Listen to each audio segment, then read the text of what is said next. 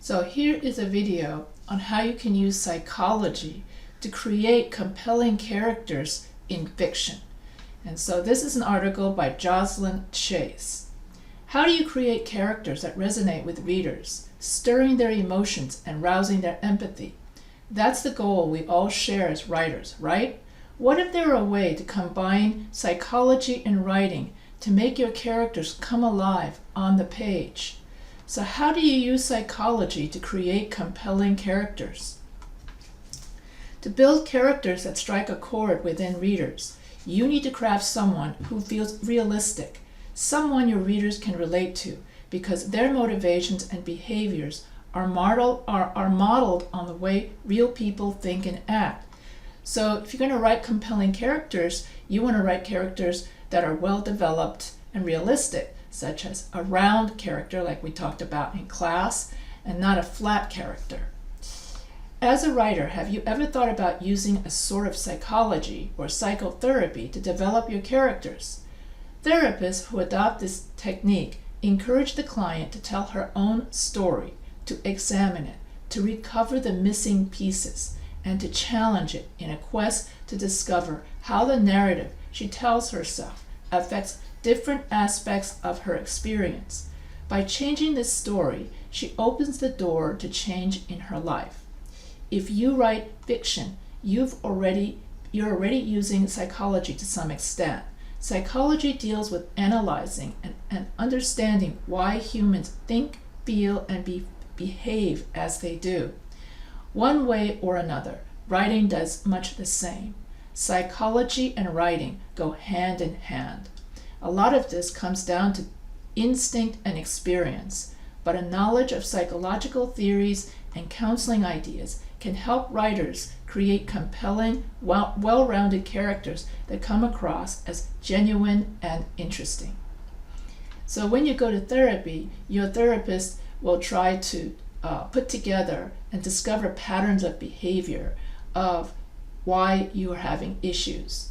And so when you're writing, you can use these issues that you may have in your life in order to make your characters seem more well-rounded. So if your characters have psychological problems, just like regular people have psychological problems, then your story will come across as more relatable to the reader. Then the reader will be able to feel more empathy for your character, because the point of writing a good character is to get your reader to love or get hooked to your character so that the reader will continue reading your book. And when we do literary analysis and we delve into the psychological thoughts, just like in the poetry, in the love song of Alfred Prufrock, when we delve into the literary and the psychological nature of that character, then that's known as the psychoanalytic literary criticism. So, therapists help clients work through their stories in an effort to resolve their issues, while writers who use the same technique do so with the aim of creating issues for their characters. It's part of a writer's job to tease, cripple, torment their characters, intensifying their inner flaws to an almost unbearable level before finally resolving them, or at least putting our character on the path to resolution. So as a writer, remember the story structure. You have the triggering event, rising action, climax, then you have falling action, and then you have the resolution. And so as a writer, you create the problem or conflict within your character. You create the issue until it's so unbearable. And it's usually at the climax of the story that whatever it is that you're tormenting your character with is so unbearable, almost unsolvable, before you finally resolve it. So that is classic story structure. So where therapist's job is to solve your flaws, as a writer, your job is to create such unbearable flaws in your characters that the reader is hooked to your book, wanting to know what will be the ending. And that's how you create the suspense in your stories is you make the problem that the character has so unbearable, so interesting. That's how you get the reader to be hooked to your story. So that's how you write a good story. Here are some ways in which you can, so to get you started down the road of psychology and writing, I'll touch on a couple of approaches used by therapists. Apply as much or as little of these techniques to your work as you see fit.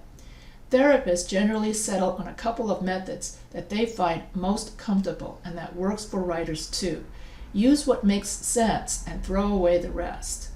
So here are some, you're thinking, well, what issues or flaws can I, torment my literary characters with? So here are some issues that you can, torment your characters with.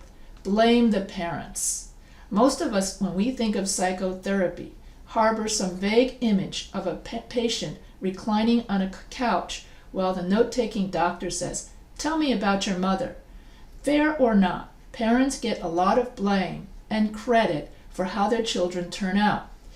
The influences of our early years have an enormous impact on how we behave later in life, and it can work the same way in your characters.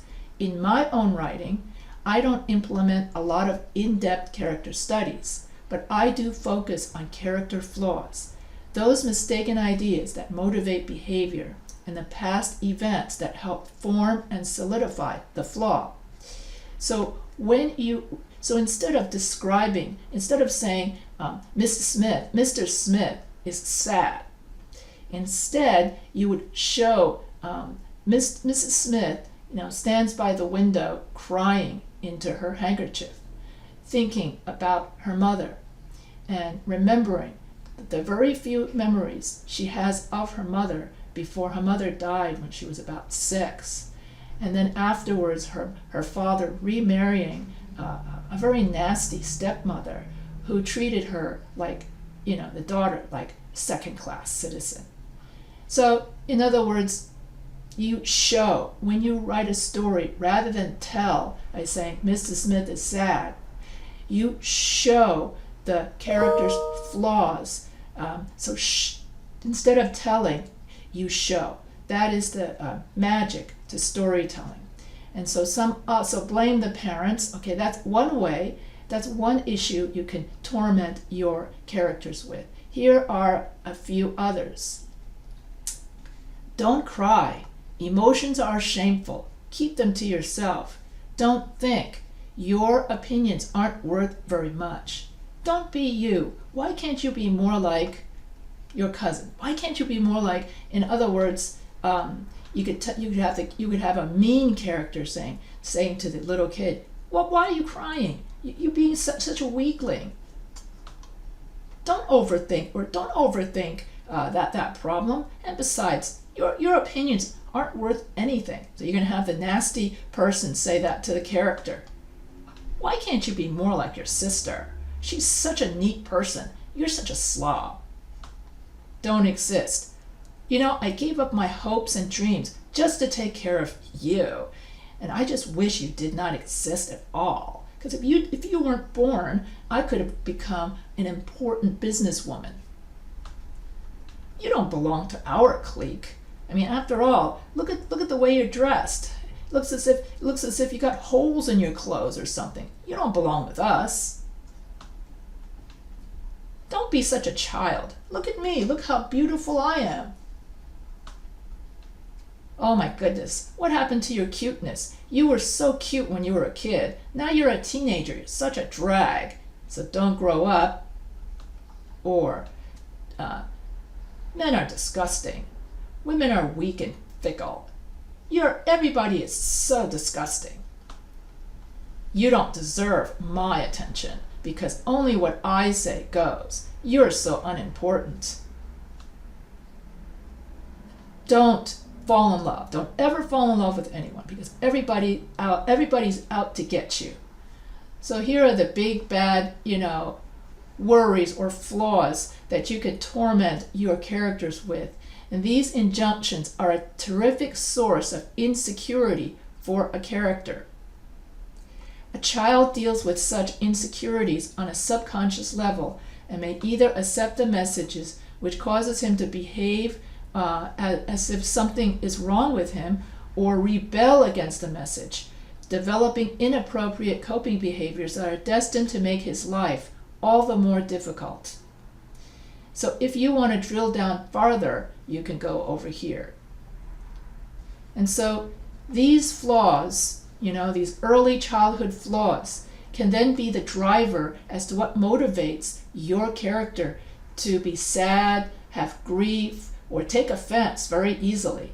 So these are the drivers, are the shiny positive side of the coin, but they can just be as detrimental to a developing psyche. On the surface, drivers are more intentionally given, but often carry an unspoken backlash that stings. These are the messages that drive us to achieve, that drive us to do whatever it is. In other words, all of these early childhood taunts is what drives how we behave as adults. Or other drivers. I will only love you if you meet up to my expectations. I will only love you if you get less fat. I will only love you. So a character may only feel good as long as she fulfills a command. Be perfect, try harder, please others, hurry up, be strong. So here are other flaws that you can torment your literary character with. Put this to good use. You can build some great internal conflict by selecting a combination of these injunctions and drivers that create a kind of psychological tug of war within a character. Your hero may struggle to come to terms with these conflicting forces, or may try to meet the requirements of the messages in order to feel good about yourself. Here are a few examples. I shouldn't try to be important, but it's okay as long as I'm perfect. People will only care about me if I do all I can to please them. I shouldn't have feelings, but I do, so I have to hide them and be strong in order to be accepted. Don't be too on the nose with the information in your story. You may deliver all, part, or none of the information about messages received by your character as a child, but it should only come out on a need-to-know basis. Don't overburden the reader with too much information or be too obvious about pointing out the connections. So this goes back to show, don't tell. There's no need to say John Smith is a very sad and insecure character. You let the reader decide for herself by showing traits that, like this. Like when you do interior monologue, where you have the reader, where you have the character. Let's say you have a character and she's at a party, and then she goes to the party and she notices, wow, I notice that all the other girls in the party are wearing such beautiful dresses, and I have to arrive in this hand-me-down that has holes in it, and I feel so not pretty.